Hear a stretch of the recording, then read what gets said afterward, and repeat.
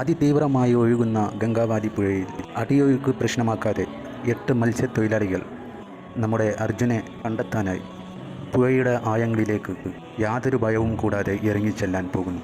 അത് ഞങ്ങൾക്ക് പ്രശ്നമല്ല. 1000ഓളം ഇതുപോലെ കുടുങ്ങിക്കിടന്ന മൃതദേഹങ്ങളെ പുറത്തേക്ക് കൊണ്ടുവന്നവരാണ് ഞങ്ങൾക്കിതിൽ വലിയ ആത്മവിശ്വാസമുണ്ട്. അതിനുള്ള ചില ടെക്നിക്കുകളും ഞങ്ങളുടെ കയ്യിലുണ്ട് എന്ന് ഈ മനുഷ്യത്വമുള്ള സുഹൃത്തുക്കൾ പറയുന്നു. അർജുൻ കാണാമറയത്തായിട്ട് ഇന്നേക്ക് 12ാം നാളായി. ഇന്നെങ്കിലും അർജുനെ കണ്ടെത്തിയ വിവരം നമ്മുടെ കാതുകളിലേക്ക് എത്തിച്ചു നൽകാൻ ഇവർക്കാകട്ടെ എന്ന് നമുക്ക് പ്രാർത്ഥിക്കാം. ഇനിയും നിന്നെ കാത്തിരിക്കാൻ വലിയ മോനെ.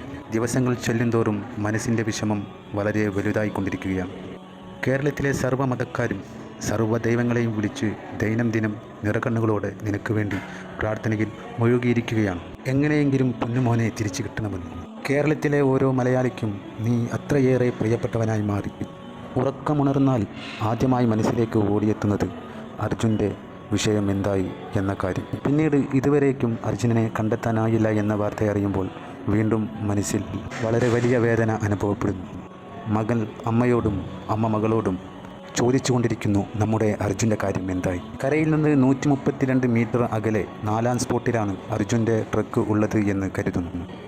ശക്തമായി അടിയൊഴുക്കുള്ള പുഴയിലെ ആഴങ്ങളിലേക്ക് ഇറങ്ങിച്ചെല്ലൽ ആത്മഹത്യക്ക് തുല്യമാണെന്ന് മനസ്സിലാക്കേണ്ട കാര്യം തന്നെയാണ്. അർജുൻ്റെ വാർത്ത അറിഞ്ഞ ഓരോ മനുഷ്യനും ഇത് ഇത്ര വലിയ വേദനയാകുമ്പോൾ അർജുനെ ജീവന് തുല്യം സ്നേഹിച്ച കൃഷ്ണപ്രിയയ്ക്കും അമ്മയ്ക്കും മറ്റു കുടുംബാംഗങ്ങൾക്കും അത് എത്ര വലിയ വേദനയായിരിക്കുമെന്ന് നമുക്ക് ചിന്തിച്ചാൽ മനസ്സിലാക്കാൻ കഴിയും. അവർക്ക് സമാധാനമുണ്ടാവട്ടെ. ഏതൊരു വാർത്തയെയും സഹിക്കാനുള്ള മനക്കരുത്ത് ദൈവം അവർക്ക് ഏറ്റി നൽകട്ടെ.